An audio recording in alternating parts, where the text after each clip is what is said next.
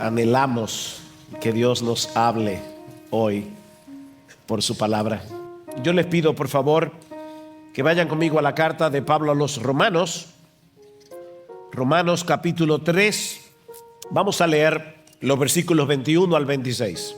Pero ahora, aparte de la ley, la justicia de Dios ha sido manifestada, atestiguada por la ley y los profetas, es decir, la justicia de Dios por medio de la fe en Jesucristo para todos los que creen, porque no hay diferencia por cuanto todos pecaron y no alcanzaron la gloria de Dios, siendo justificados gratuitamente por su gracia, por medio de la redención que es en Cristo Jesús, a quien Dios exhibió públicamente como propiciación por su sangre a través de la fe, como demostración de su justicia, porque en su tolerancia Dios pasó por alto los pecados cometidos anteriormente, para demostrar en este tiempo su justicia, a fin de que Él sea justo y sea el que justifica al que tiene fe en Jesús. Seguramente muchos de ustedes han escuchado alguna vez esta frase: te tengo una mala noticia y una buena, ¿cuál quieres primero? Y usualmente nosotros preferimos la buena delante. De hecho, en muchos casos ese debe ser el orden necesariamente, porque la buena noticia depende de la mala. Y eso es precisamente lo que nosotros encontramos en la carta de Pablo a los Romanos, que comenzamos a estudiar hace ya varias semanas atrás. El tema de esta carta es el Evangelio y sus implicaciones. Pero el Evangelio es una buena noticia que no tiene ningún sentido a menos que conozcamos la mala noticia que la precede. Y eso es lo que Pablo hace a partir del versículo 18 del capítulo 1 hasta el capítulo 3, versículo 20, presentarnos un diagnóstico de la condición espiritual de la raza humana en la presencia de Dios. Y como hemos visto ya en todas estas semanas, el cuadro que Pablo nos presenta en este pasaje no es agradable en ningún sentido. Actuando como un fiscal general de la humanidad, Pablo demuestra que toda la raza humana ha sido declarada culpable en el tribunal de Dios. Hasta que llegamos al capítulo 3, en el versículo 9, y Pablo resume su caso diciendo entonces que... Capítulo 3, versículo 9. ¿Somos nosotros los judíos mejores que ellos, los gentiles? De ninguna manera, porque ya hemos denunciado que tanto judíos como gentiles están todos bajo pecado. Como está escrito, no hay justo ni aún uno, no hay quien entienda, no hay quien busque a Dios. Todos se han desviado, a una se hicieron inútiles, no hay quien haga lo bueno, no hay ni siquiera uno. Es evidente que Pablo está tratando de destruir hasta el más mínimo vestigio de autojusticia que pueda haber en nosotros antes de presentarnos el Evangelio. Porque de lo contrario no vamos a poder entender ni vamos a poder aceptar lo que el Evangelio nos ofrece de pura gracia. Permítame explicar este concepto usando una ilustración del mundo laboral.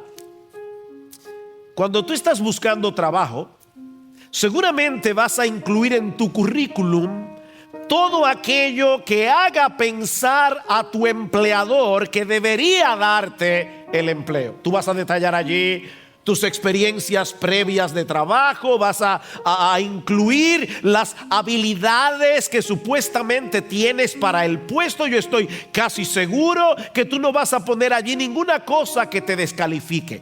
Yo robé en el trabajo anterior, pero no fue mucho. No, nadie pone eso en su currículum. Tú vas a presentar la mejor cara de ti mismo. Bueno, el problema que Pablo nos muestra en esta porción de Romanos que ya concluimos hace unas semanas atrás es que nuestro verdadero currículum, no el que tú tienes en tu imaginación, sino tu verdadero currículum, el que Dios conoce hasta el más mínimo detalle, no es de ninguna ayuda para que Él te acepte en tu presencia Todo lo contrario. Espiritualmente hablando, estamos en bancarrota, completamente descalificados para estar en la presencia de un Dios que es perfectamente santo y perfectamente justo. Noten lo que dice Pablo en los versículos 19 y 20 del capítulo 3. Ahora bien, sabemos que cuanto dice la ley, lo dice a los que están bajo la ley. ¿Saben para qué? Para que toda boca se calle y todo el mundo sea hecho responsable ante Dios. El hombre argumenta: yo no soy tan malo, yo soy mejor que mi vecino. Hay asesinos que deberían ser condenados, pero no yo. Y Pablo dice: ahí está la ley para callar todo tipo de argumentos. No hay argumentos. Hasta que la boca no se cierra, no puede haber salvación.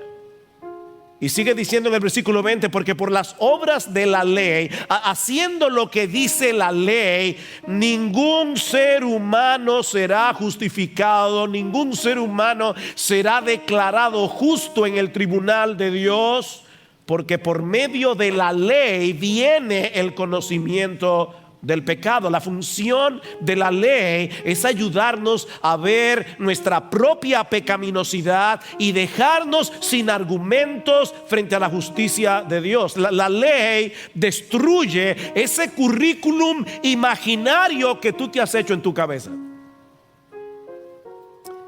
Pero entonces llegamos al versículo 21 del capítulo 3 y el panorama cambia radicalmente. Es como estar metido en un túnel largo y oscuro y ver de repente la luz más brillante, más extraordinaria que alguna vez tú hayas podido ver. Versículo 21. Pero ahora, esos benditos pero de la Biblia.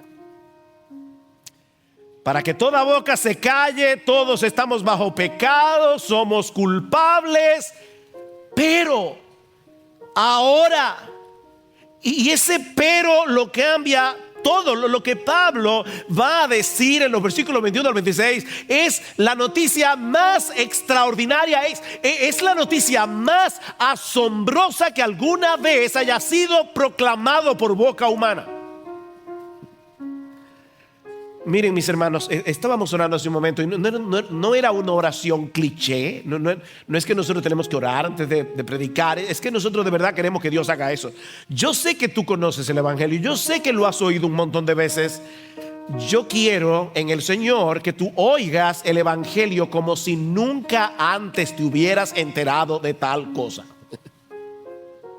Porque, mis hermanos, de verdad lo que Pablo va a decir a partir del versículo 21 es como para saltar de nuestra silla.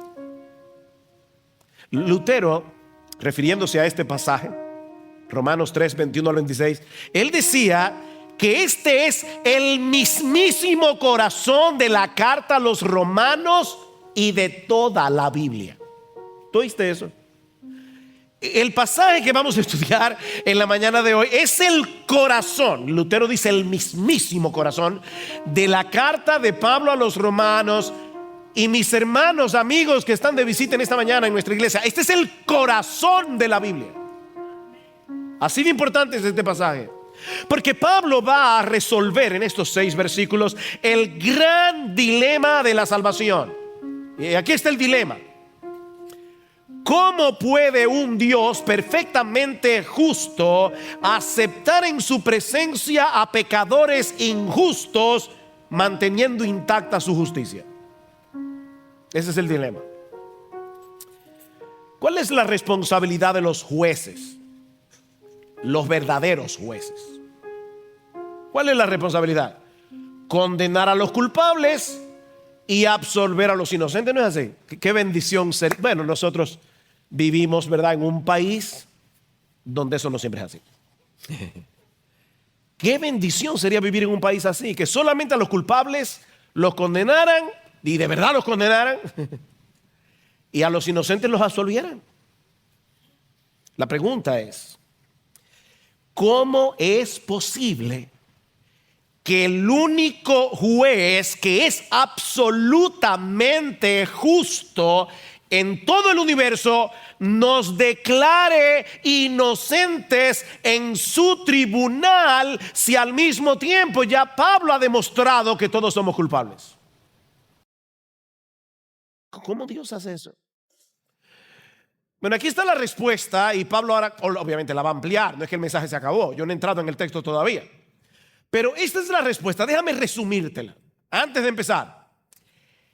La única manera en que Dios podía salvarnos, aceptarnos en su presencia, es que Él mismo nos provea la justicia que su justicia demanda. Sí, es redundante, yo lo sé. Perdónenme aquí los gramáticos, pero voy a repetirlo otra vez. La única manera es que Él nos provea la justicia que su justicia demanda. Porque para estar en la presencia de Dios hay que ser tan justos como Él. Ese es el problema. Él es perfecto en santidad. Él es perfecto en justicia. ¿Y cómo Dios hace eso? Bueno, hay 5 cosas aquí en el pasaje, voy a verlas rápidamente. En primer lugar, Pablo nos dice en nuestro texto que Dios ha hecho un despliegue de su justicia en el Evangelio, la cual es ofrecida aparte de la ley. Dios ha hecho una manifestación, un despliegue de su justicia que es aparte de la ley. Vean el versículo 21 otra vez. Pero ahora, aparte de la ley, la justicia de Dios ha sido manifestada, atestiguada por la ley y por los profetas. En medio del panorama tan oscuro que Pablo nos acaba de presentar de la condición humana, y habiendo ya declarado, como vimos, que en el mundo no hay justo, una sola persona que sea justa, ahora Pablo nos dice que Dios ha decidido hacer un despliegue de su justicia al darnos esa justicia aparte de la ley. Aparte de la ley. ¿Qué hace la ley en el Antiguo Testamento? Bueno, la ley contenía mandamientos, contenía rituales, contenía ceremonias, pero Pablo está diciendo que la justicia que Dios ha manifestado en el Evangelio no tiene nada que ver con ninguna de esas cosas. No tiene que ver con ceremonias, no tiene que ver con rituales, no tiene que ver con lo que tú hagas o dejes de hacer. Eso es lo que Pablo está diciendo, es aparte de la ley. Aparte de la ley. Porque si dependiera de nuestra obediencia a la ley, no habría esperanza de salvación para nadie. Porque nunca ha habido y nunca lo habrá una sola persona en el mundo que pueda obedecer esa ley de la cuna hasta la tumba. Y eso es lo que la ley exige. Dice en Santiago que el que comete un pecado, una sola infracción de la ley, ya violó toda la ley, porque la ley es como una cadena. Si tú rompes un eslabón, no solamente rompiste un eslabón, dañaste la cadena. Ese es el problema. Ahora, no es que la ley sea defectuosa, por si acaso. No, la ley es perfecta, la ley es buena. El problema está en nosotros, que no podemos guardar la ley. Alguien ha dicho, la ley es un buen capitán, pero nuestra carne, nuestra naturaleza pecaminosa es un mal soldado. La ley es un buen capitán, nuestra carne es un mal soldado. Es por eso que desde el principio de la redención Dios había establecido claramente que la salvación jamás podría ser obtenida por el esfuerzo humano. Iba a ser aparte de la ley. Fíjense cómo Pablo dice en el versículo 21 una vez más. Ahora, aparte de la ley, la justicia de Dios ha sido manifestada, atestiguada por la misma ley y por los profetas. La misma ley decía, yo no te puedo salvar. La misma ley y los profetas del Antiguo Testamento de antemano decían, no procures salvarte guardando la ley, no vas a poder. Necesitas la justicia que viene de Dios. Así que no hay una forma de salvación en el Antiguo Testamento y una forma de salvación en el Nuevo Testamento. Es el mismo Dios y es el mismo Evangelio. El mismo Dios y el mismo Evangelio. Vean cómo Pablo comienza su carta a los romanos. Romanos capítulo 1, versículo 1. Pablo, siervo de Cristo Jesús, llamado a ser apóstol, apartado para el evangelio de Dios, que él ya había prometido por medio de sus profetas en las santas escrituras. ¿De qué hablaba el Antiguo Testamento? Del evangelio que se iba a manifestar plenamente en el Nuevo. No son dos formas de salvación, es una sola. Cualquier persona que hubiera leído con atención y con entendimiento el Antiguo Testamento se habría dado cuenta que Dios estaba prometiendo proveer una justicia que no podemos alcanzar por nuestros méritos. Y más adelante vamos a llegar al capítulo 4 de Romanos y vamos a ver el ejemplo de Abraham. ¿Y qué dice Pablo? ¿Cómo fue justificado Abraham? ¿Cómo fue declarado justo Abraham? ¿Fue por su fe? ¿Fue por sus obras? No, dice Pablo, fue por la fe. Abraham creyó y su fe le fue contada por justicia. Un ejemplo sorprendente de cómo el Antiguo Testamento mostraba esto está en el Salmo 31, versículo 1. Este salmo dice, escuchen estas palabras que parecen contradictorias. En ti, oh Señor, me refugio. Hasta aquí todo va bien. Jamás sea yo avergonzado. Ay, así amén, Señor. Líbrame en tu justicia. No, espérate. Yo podría entender líbrame en tu misericordia. Porque la justicia de Dios debería condenarnos, no salvarnos. Pero lo que el salmista le está pidiendo a Dios es que lo libre, que lo salve en su justicia.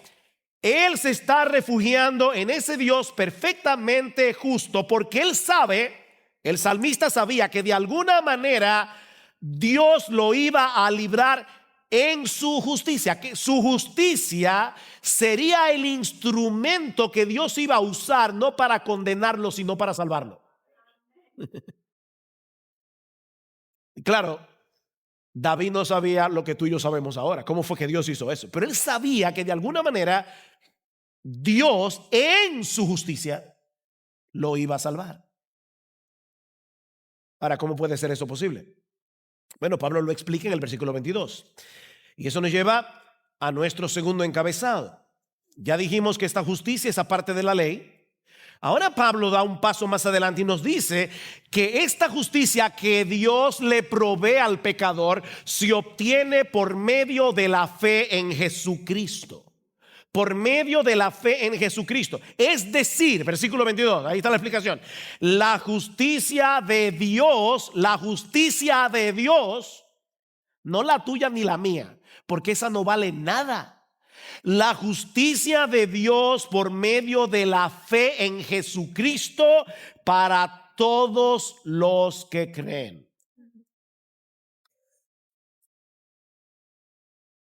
Ya Pablo había dicho en el capítulo 1 de la carta que en el evangelio se revela la justicia de Dios por fe y para fe. Y la idea es, de principio a fin es por fe. Pablo cita allí a Habacuc capítulo 2 versículo 4 en el Antiguo Testamento y dice, el justo por la fe vivirá. Así que de principio a fin la salvación es por la fe. Pero ahora Pablo nos dice más específicamente que esa fe tiene un objeto muy particular. Tiene que estar depositada en Jesucristo y en nadie más. Mucha gente está convencida de que la fe es importante. ¿Han oído esto? La fe mueve montañas. Bueno, yo lamento decirte que la fe no mueve nada. La fe en sí misma no tiene poder de hacer absolutamente nada. Dios mueve montañas. Él puede mover montañas, pero no la fe. No la fe. Mira, déjame ponértelo de otra manera.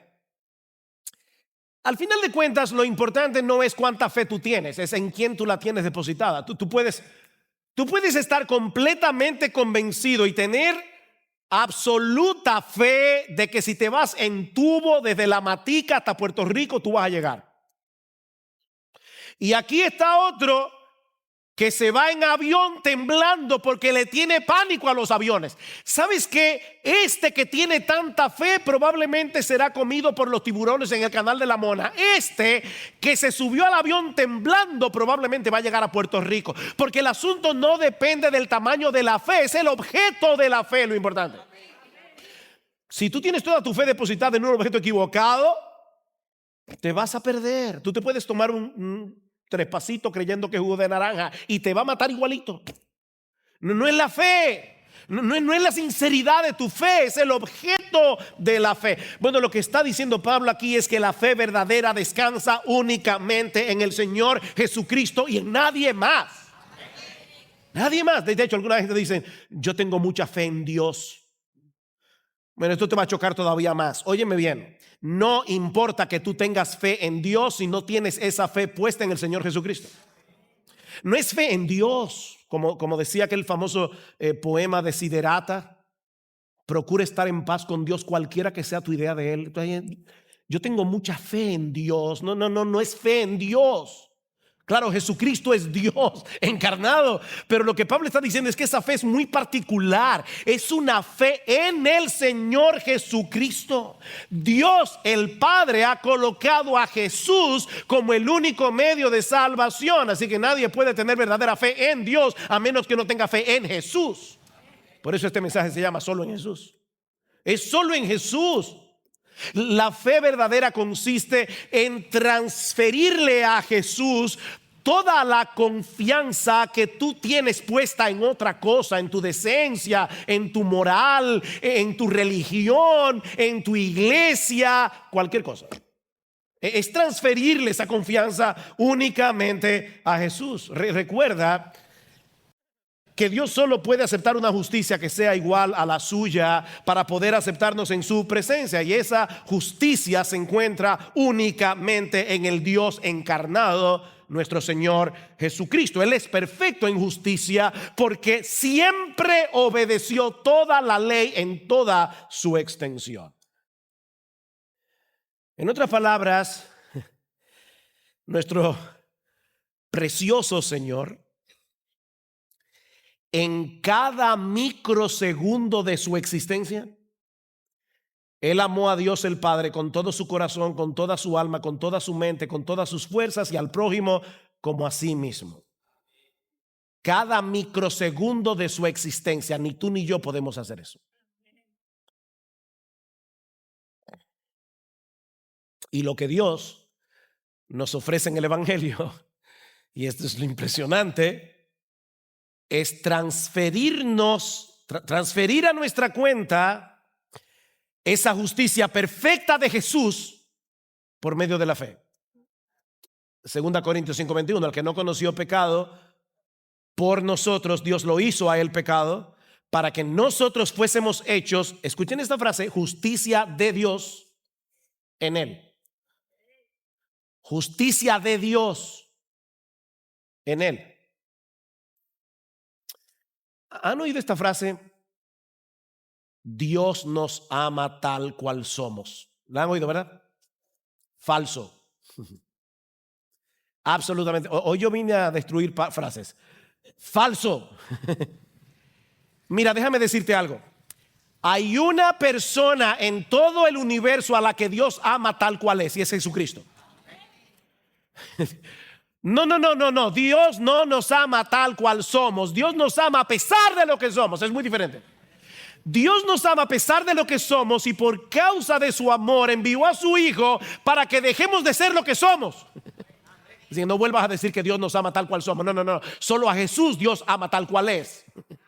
A nosotros nos ama a pesar de lo que somos. Y es muy diferente. Es muy diferente. Este es mi Hijo amado. ¿Recuerdan? Este es mi Hijo amado en quien tengo mi complacencia. El único Hijo en el que Dios se complace es Jesucristo. Porque Él es perfecto en justicia, Él es perfecto en santidad. Y lo que Dios hace es que nos une a Cristo por la fe. Nos une a Cristo por la fe. De tal manera que ahora Dios nos ve en su Hijo. Dios nos ve en su Hijo, en quien Él tiene toda su complacencia. Así que, mi amigo, la salvación es únicamente por medio de la fe en Jesús. Únicamente. No es la fe en general, no es la fe ni siquiera en Dios, es la fe en Jesús. ¿Quién es Dios? Pero es la fe en Jesús. Ahora, luego Pablo añade una frase que de primera impresión parece redundante. Dice, para todos los que creen. Pero ya no dijo que era por la fe. Entonces, ¿para qué añadió esa frase? Para todos los que creen, dice en el versículo 22. Bueno, eso nos lleva a nuestro tercer encabezado. Ya dijimos que esta justicia es aparte de la ley, ya dijimos que esta justicia solo se obtiene por medio de la fe en Jesucristo, y ahora Pablo va a decir que esta justicia está disponible para todo el mundo porque todo el mundo la necesita. Eso es lo que Pablo quiere subrayar. No olviden que Pablo ha venido tratando en la carta el problema de los judíos que se creían ser los únicos que tenían la salvación. Y ahora Pablo dice, no. Es decir, la justicia de Dios por medio de la fe en Jesucristo para todos los que creen, porque no hay distinción, por cuanto todos pecaron y no alcanzan la gloria de Dios. La razón por la que Pablo añade esta frase aquí es para hacernos ver que esa justicia que Dios nos ofrece en el Evangelio no es únicamente para los judíos, el pueblo escogido por Dios en el Antiguo Testamento, no es para las personas decentes y religiosas, no es para aquellos que están haciendo un esfuerzo para llegar a ser una mejor persona, no, es para todos los que creen, para todos los que creen, sin distinción. Se trata de una oferta universal porque la necesidad es universal. Todo el mundo la necesita. Todos pecaron, todos. Sí, tú también. Y están destituidos de la gloria de Dios. ¿Y eso qué significa? Que todos nosotros fallamos en alcanzar el propósito para el que fuimos creados. Nosotros fuimos creados originalmente para reflejar la imagen de Dios y de ese modo darle gloria a Dios. Nosotros fuimos creados a imagen y semejanza de Dios para darle gloria a Dios. Pero el pecado desfiguró esa imagen y no solo eso, nos convirtió en ladrones de gloria. Nosotros somos ladrones de gloria. En vez de buscar que Dios sea reconocido, que Dios sea exaltado, no, nosotros queremos esa gloria para nosotros mismos. Nosotros queremos que esa gloria sea nuestra. Esa es la acusación de Pablo en Romanos capítulo 1, versículo 20, ¿recuerdan? Pablo dice que aunque los hombres conocen a Dios por medio de lo creado, es evidente que hay un Dios por medio de lo creado. No es evidente para todos los que están aquí que este edificio tiene un diseñador, un arquitecto. ¿Y por qué tú miras el universo y piensas que vino de la nada? No hay excusa para el hombre, dice Pablo, porque la evidencia de la existencia de Dios está allí, delante de todos.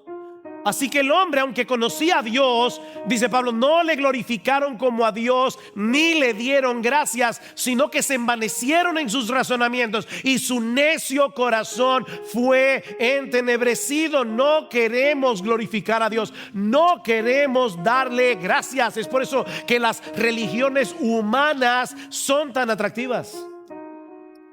Porque la religión te dice, si tú haces esto y vas a misa y lees la Biblia y haces no sé qué cosa, te vas a salvar. De alguna manera yo hice algo que hizo que Dios me diera la salvación. Hasta en eso queremos robarle a Dios la gloria.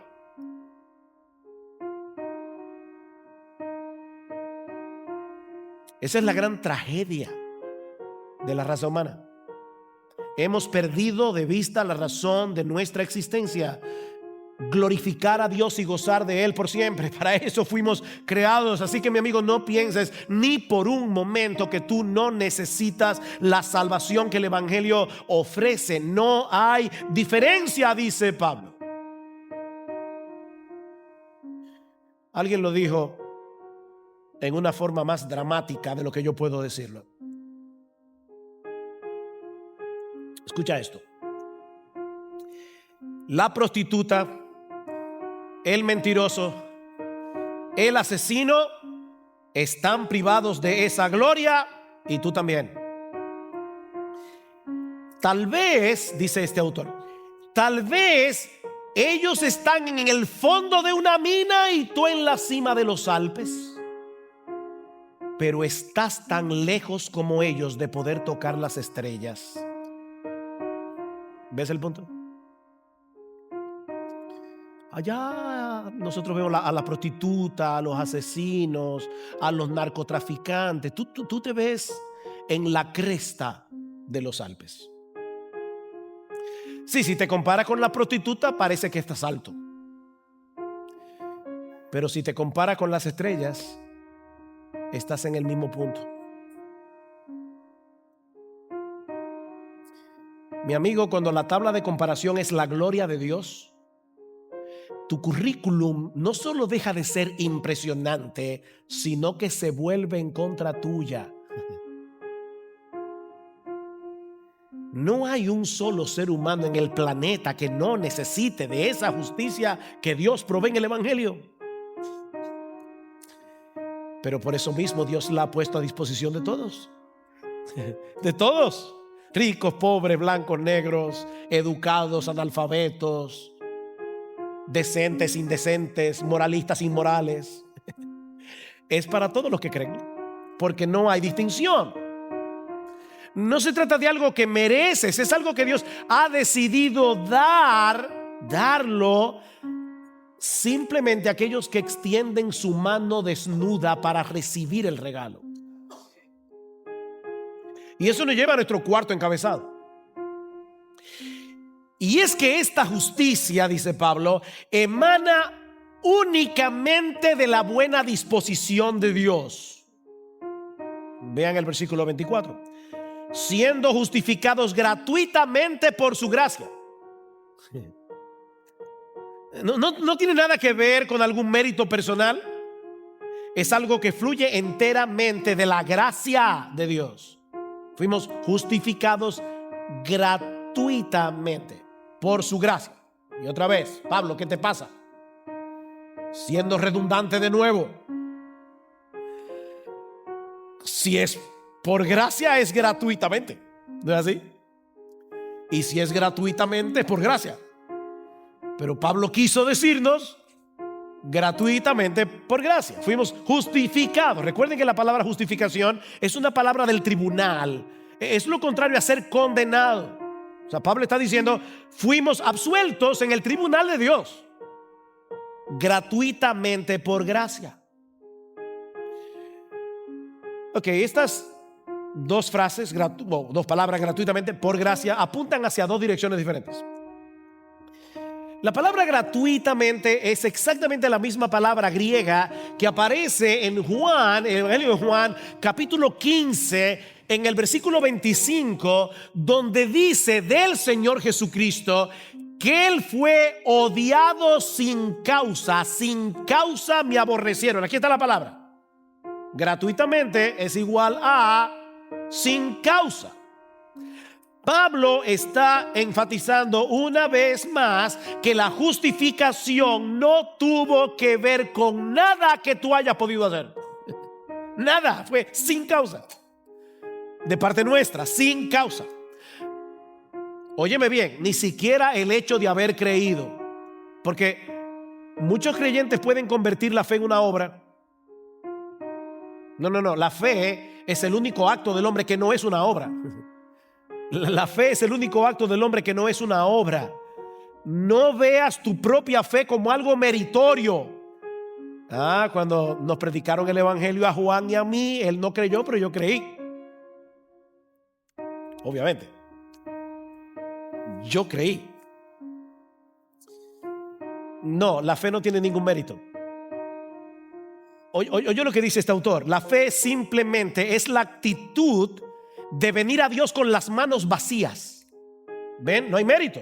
Es decir, sí, Señor, lo admito, soy culpable, merezco el infierno, no tengo manera de ser aceptado delante de ti. Por eso estoy aquí desnudo, Señor, con mis manos abiertas, aceptando humildemente lo que tú me quieras dar. ¿Ven? Sigue diciendo este autor: cuando un niño le pide a su madre algo que necesita y confía en que ella se lo dará, su petición no tiene mérito alguno. Es solo la manera en la que el niño recibe la generosidad de su madre. Y eso es crucial, dice este autor, porque si llegas a pensar que tu creencia es la causa de tu salvación, dejarás de mirar a Cristo y comenzarás a mirar tu fe. ¿Ven? Y eso sí es un problema. Cuando dejes de mirar a Cristo y comiences a mirar tu fe, tú vas a fluctuar entre el orgullo y la inseguridad. Porque saben que nuestra fe es fluctuante, ¿no es así? O tú vives todo el tiempo con tu fe aquí arriba. Tú nunca dudas, tú nunca dices, Señor, ¿qué es lo que está pasando? O sea, tu fe es todo el tiempo como un roble. Levanta tu mano si tu fe es así, siempre en victoria. Levanta tu mano. No es verdad. No es verdad.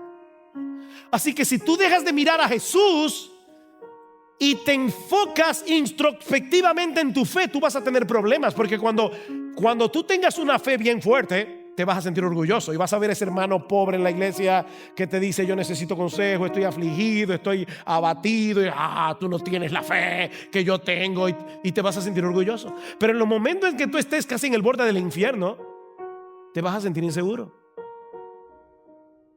Oh, gloria al Señor, la fe depende de Jesús. La fe depende de Él, y solo de Él. Nunca lo olvides. Fue sin causa, fue por medio de la fe, pero fue sin causa, no es un mérito. Y lo que movió a Dios a darnos ese regalo fue su gracia. Ven, gratuitamente por gracia. Gratuitamente por gracia. Solo su gracia. Y su gracia, por favor, no miren la gracia de Dios como algo que es aparte de Dios. Hay personas que tienen ese concepto como que Dios da su gracia, como si fuera algo aparte de Él. No. La gracia es una característica de Dios.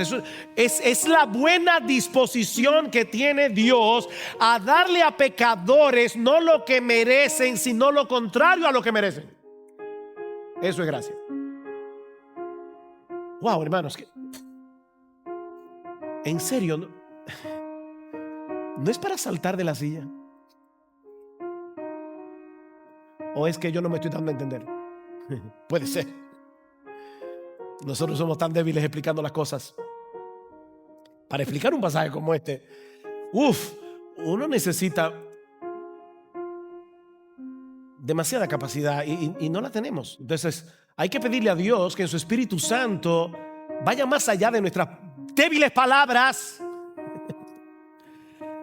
y te haga entender lo que pasó en la cruz. Es que fue increíble. Es creíble, es asombroso. Amén. Es gratuitamente, recuerda, sin causa. Gratuitamente es igual a sin causa. Es gratuitamente por gracia. Ahora, Pablo no ha resuelto el dilema todavía. No. Recuerden el dilema que planteamos al principio. ¿Cómo es posible que Dios haga eso? ¿Cómo es posible, como va a decir Pablo en el capítulo 4, que Dios justifica al impío? Va a decir, Dios justifica al impío. ¿Cómo es posible que el juez absolutamente justo del universo declare inocente a pecadores culpables y después los adopte como hijos? El dilema no ha sido resuelto. Y eso me lleva a mi último encabezado. Esta justicia depende enteramente de la obra redentora de Cristo en la cruz del Calvario. Dios no tuvo que rebajar su ley. Dios no tuvo que suavizar las demandas de su ley para poder perdonar nuestros pecados. ¿Saben qué fue lo que él hizo? Castigó nuestros pecados como merecía castigarlos, en la persona de Jesús. Versículo 24. Siendo justificados gratuitamente por su gracia, por medio de la redención que es en Cristo Jesús, a quien Dios exhibió públicamente como propiciación por su sangre, a través de la fe, como demostración de su justicia, porque en su tolerancia o paciencia, como dice la Reina Valera, Dios pasó por alto los pecados cometidos anteriormente. Wow. Yo necesito 10 sermones para explicar esto. Pablo está usando aquí 3 palabras teológicas que son importantes. El evangelio es un diamante tan precioso, tiene tantas caras este diamante, que una sola palabra no lo explica. Pablo ha hablado de justificación, ahora está hablando de redención, de propiciación. La justificación tiene que ver con el tribunal. Es una declaración legal. Fuimos declarados justos en el tribunal de Dios. Pero ahora Pablo nos dice que también fuimos redimidos. Redimidos. La palabra redención tiene que ver con el mercado de esclavos. Todos nosotros, dice la Escritura, éramos esclavos del pecado. Claro, tú no te das cuenta porque el pecado actúa a través de tu voluntad. Y por lo tanto tú crees que eres libre cuando pecas, porque cuando pecas estás haciendo lo que quieres hacer. Y es verdad que estás haciendo lo que quieres hacer, pero el pecado está influyendo en tu querer para que peques. Tú eres un esclavo. Somos esclavos del pecado hasta que venimos a Jesús. Dice Juan capítulo 8 versículo 34. Esto es el Señor Jesucristo hablando. El que comete pecado es esclavo del pecado. Y Pablo va a decir lo mismo más adelante en Romanos capítulo 6, en el versículo 17 dice: pero gracias a Dios que aunque erais esclavos del pecado, vinisteis a ser siervos de la justicia. Dice: aunque erais esclavos del pecado, os hicisteis obedientes de corazón a aquella forma de enseñanza a la que fuisteis entregados, y habiendo sido libertados del pecado, entonces os habéis hecho siervos de la justicia. Éramos esclavos del pecado. Cristo nos libertó de esa esclavitud. Él pagó nuestra deuda con la justicia de Dios y al mismo tiempo rompió la cadena que nos ataba al pecado. Él nos compró. Él fue al mercado de esclavos y nos compró, nos libertó al precio de su sangre, para que ahora tú y yo, que somos cristianos, seamos exclusivamente suyos. ¿O ignoráis? Dice Pablo en 1 Corintios 6, 19. ¿O ignoráis que vuestro cuerpo es templo del Espíritu Santo, el cual está en vosotros, el cual tenéis de Dios, y que no sois vuestros? No sois vuestros, porque habéis sido comprados por precio. Glorificad pues a Dios en vuestro cuerpo y en vuestro espíritu, los cuales son de Dios. Él te compró a precio de su sangre. El otro término que Pablo usa es propiciación. Y este término causa mucho problema a la gente en el día de hoy, porque significa aplacar la ira. No.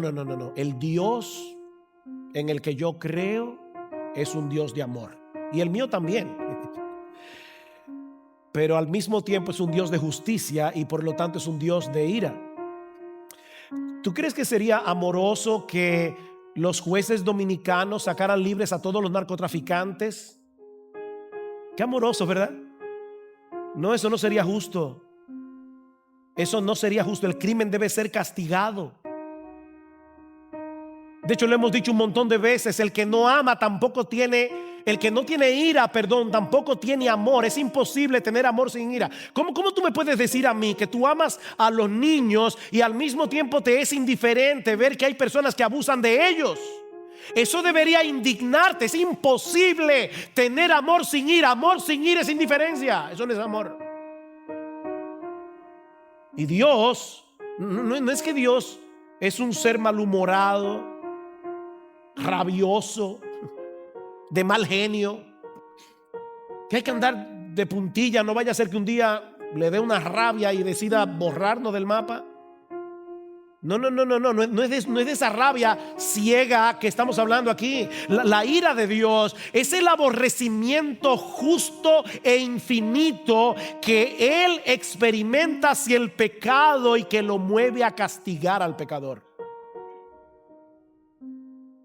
Dios no puede dejar el pecado sin castigo, porque eso no sería justo. Y un Dios que no es justo ya no es Dios. Pero es aquí precisamente donde el Evangelio se torna de verdad impresionante. La Santísima Trinidad, Dios el Padre, Dios el Hijo, Dios el Espíritu Santo, en común acuerdo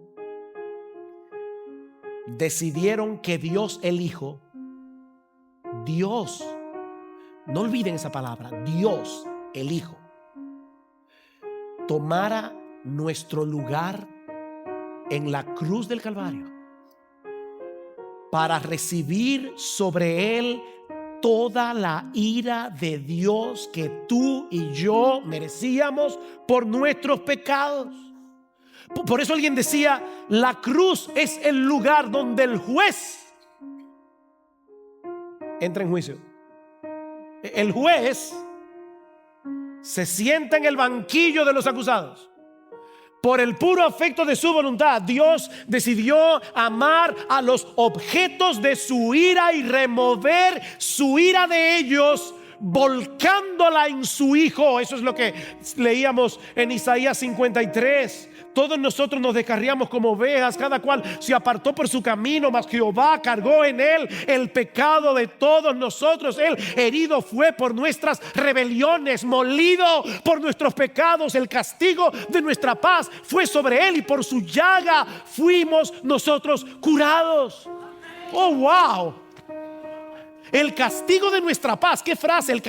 El castigo que tú y yo merecíamos, pero que ahora fue removido para que tengamos paz con Dios, cayó sobre él. Por su conocimiento justificará mi siervo justo a muchos y llevará las iniquidades de ellos. ¿Ven el punto? Wow, Isaías escribió eso 700 años antes del nacimiento de Jesús. Wow, qué evangelio. Qué glorioso evangelio. Esto es impresionante, para usar la palabra de Rickson. Wow. Ese es el corazón del evangelio. Óyeme, déjame decirte otra cosa. Yo te dije ya, no es fe solamente, no es fe en Dios general, es fe en Jesús. Bueno, ahora te voy a decir que tampoco es fe en Jesús en general. Porque una persona puede creer en Jesús como ese maestro que vino a darnos un ejemplo. Gloria y yo nos topamos con un señor en Miami y comenzamos a predicarle el evangelio y resultaba que era mormón. y yo le hice varias preguntas. ¿Qué tú crees acerca de Jesús? Y dice, oh, wow, para mí Jesús es como lo máximo. Yo trato de vivir según el ejemplo de Jesús. Y yo le decía, el problema es que ni tú ni yo podemos seguir ese ejemplo. Entonces, oye bien, no es tener fe en Dios, ni siquiera es tener fe en Jesús en sentido general. No, mira el versículo 25 otra vez.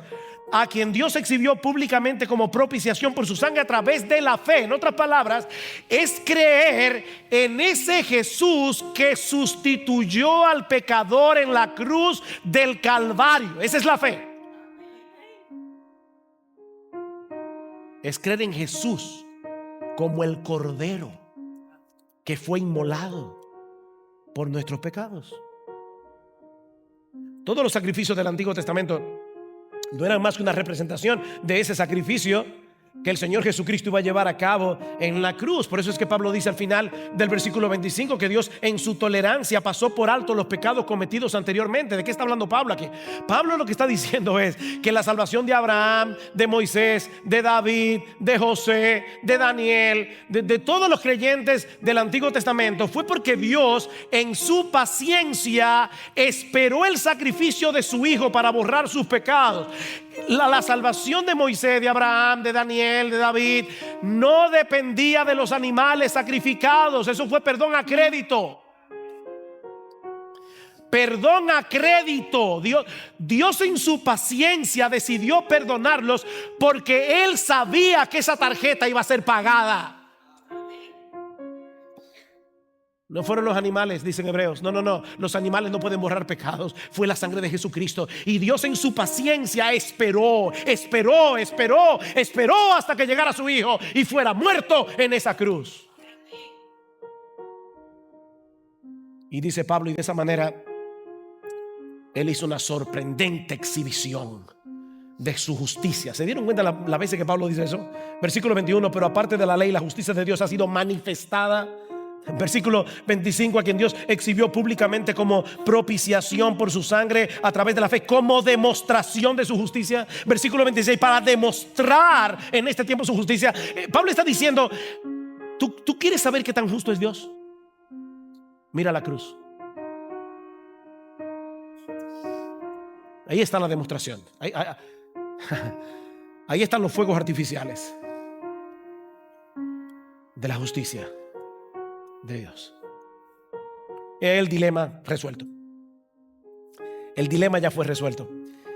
El juez del universo no tuvo que poner de lado su justicia, no tuvo que diluir las demandas de su ley para perdonar a pecadores culpables. No, todos esos pecados fueron castigados en la persona de Jesús para que Él sea el justo.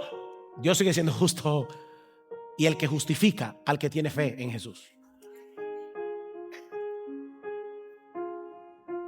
Esa es la buena noticia del Evangelio. Que de tal manera amó Dios al mundo que ha dado a su Hijo unigénito para que todo aquel que en Él cree no se pierda, mas tenga vida eterna. Ahora, mis hermanos, y ya estoy concluyendo, recuerden que la carta a los Romanos no es un tratado evangelístico escrito para evangelizar a los inconversos de Roma. Esta carta fue enviada a una iglesia, a un grupo de cristianos. ¿Saben por qué? Porque la única manera en que tú y yo podemos crecer en gracia y dar frutos para la gloria de Dios es entendiendo cada vez mejor este evangelio. A donde Pablo va a llegar es a Romanos 12. Os ruego, hermanos, por las misericordias de Dios. ¿Cuáles misericordias? ¿Tú quieres más que esas? ¿Qué misericordia? Os ruego por las misericordias de Dios. Ahí que va a llegar Pablo. Que presentéis vuestros cuerpos en sacrificio vivo, santo, agradable a Dios, que es vuestro culto racional. No os conforméis a este siglo, sino dejaos ser transformados por medio de la renovación de vuestro entendimiento, para que comprobéis cuál es la voluntad de Dios, agradable, buena y perfecta.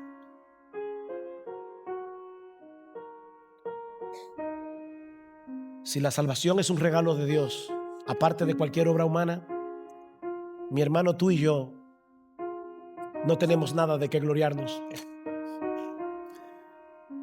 Si hay algo que debería distinguir a un cristiano es su humildad. No tenemos nada de qué gloriarnos. Dicho eso, ahí va a llegar Pablo, versículo 28, porque concluimos, dice, versículo 27, ¿dónde está pues la jactancia? ¿Queda excluida? ¿Por cuál fe? ¿Por cuál ley? ¿Por la de las obras? No, sino por la ley de la fe. ¿Dónde está la jactancia? Miembro de IBCJ,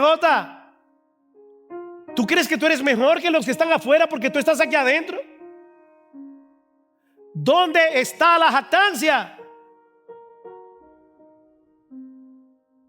Oh, no, no tenemos nada de qué jactarnos, pero sí tenemos todas las razones del mundo para vivir en gratitud y para vivir en adoración a aquel que murió por nosotros en esa cruz. aquel que nos salvó gratuitamente por gracia. La salvación es del Señor, de principio a fin. Y por lo tanto solo Él merece toda la gloria. No solo por el hecho de haber sido salvados. No. Él merece toda la gloria por cada paso que damos hacia adelante en el camino de la santidad. Él merece toda la gloria por cada fruto que nosotros damos para la expansión de su reino. Bueno, ya Marcos predicó de eso la semana pasada. Soli Deo Gloria. Soli Deo Gloria. Mas por Él estáis vosotros en Cristo Jesús, el cual nos ha sido hecho por Dios sabiduría, justificación y redención, para que, como está escrito, el que se gloríe en el Señor. Oh, mi amado hermano, no deberíamos nosotros vivir con el corazón encendido, con fuego del altar, en admiración por Jesucristo. O si tu corazón está frío en esta mañana, pídele a Dios que te lo encienda. Oh Señor, usa este evangelio, Señor, para que yo solo viva para ti. Pero si tú estás aquí sin Cristo en esta mañana, yo te ruego, no abandones este lugar sin arreglar tus cuentas con Dios. No lo hagas aferrándote por la fe a ese bendito Salvador que murió por nuestros pecados. Porque si la salvación es un regalo de Dios, aparte de cualquier obra humana, entonces tú puedes ser salvado ahora. En este mismo instante. No tienes que tratar de mejorar tu currículum. No lo hagas.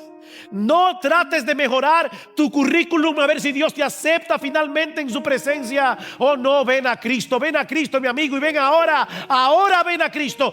Pídele que tenga misericordia de ti. Pídele que transforme tu corazón de piedra en un corazón de carne. Pídele que te abra los ojos para que veas tu pecado, pero para que lo veas a Él como un bendito, glorioso, exaltado Salvador.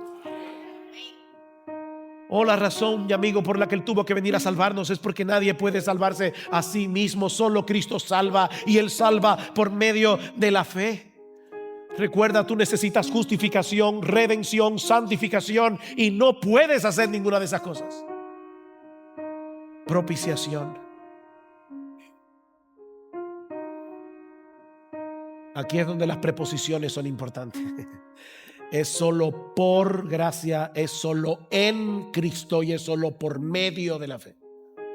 Por gracia en Cristo, por medio de la fe. Oh, que el Señor bendiga su palabra hoy, llenando de gratitud y adoración el corazón de los creyentes y de un ferviente deseo de vivir únicamente para Él.